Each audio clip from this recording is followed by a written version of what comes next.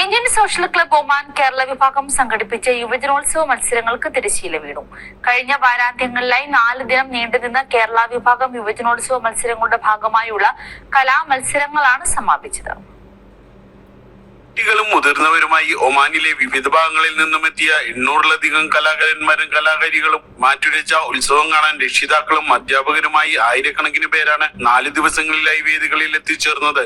Sub junior, junior, senior, open എന്നിങ്ങനെ 4 വിഭാഗങ്ങളിലായി 70-ലേറെ ഇനങ്ങളിലാണ് കലാമത്സരങ്ങൾ നടന്നത്.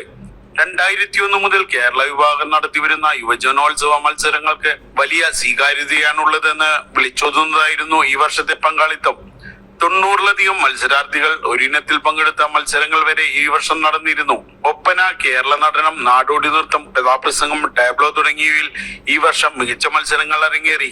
ഒമാനെ പുറത്തു നിന്നുള്ള വിധികർത്താക്കളായ കലാമണ്ഡലം ശ്രീകലാശാം, കലാമണ്ഡലം ജിഷ സുമേഷ്, ഡോക്ടർ ഹൃദ്യാസ് മേനോൻ എന്നിവരാണ് ഇത്തവണ കലാമത്സരങ്ങൾ നിയന്ത്രിച്ചത്. നാട്ടിലെ അപേക്ഷിച്ചിട്ട് ഈ വിദേശത്ത് വന്നിട്ട് ഇങ്ങനെ ഒരു പ്രോഗ്രാം സംഘടിപ്പിക്കുക എന്നുള്ളത് വളരെ ബുദ്ധിമുട്ടുള്ള കാര്യമാണ്. അതിന്റെ എഫേർട്ട് എടുത്ത് ഇവർക്ക് എല്ലാവർക്കും ഒരു ബിഗ് സല്യൂട്ട്. ഇവിടെയുള്ള കുട്ടികളും പാരന്റ്സും ഇത്രയും പേര് ഇവിടെ പങ്കെടുക്കുന്നത് ഞാൻ ഫസ്റ്റ് ടൈമാണ്. ഞാൻ ഒരുവിധം GCC കൺട്രിയിൽ പോയിട്ട് ജഡ്ജസ് ആയിട്ട്. അപ്പൊ ഇവിടെയുള്ള എല്ലാ ടീച്ചേഴ്സിനും പാരന്റ്സിനും കുട്ടികൾക്കും എന്റെ അഭിനന്ദനങ്ങൾ. കുട്ടികളുടെ എഫേർട്ട് പറയാതെ വയ്യ.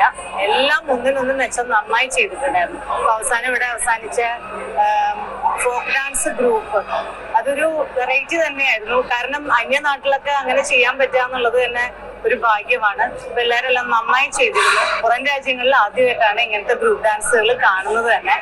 എന്തായാലും ഇവിടെയുള്ള ഇത് പഠിപ്പിച്ച മാഷ്മാരോടും പാരന്റ്സിനോടും പ്രത്യേകിച്ച് കുട്ടികളോട്, ഇത്ര എഫർട്ടെടുത്ത കുട്ടികളോടും എല്ലാവർക്കും ഞങ്ങളുടെ അഭിനന്ദനങ്ങൾ.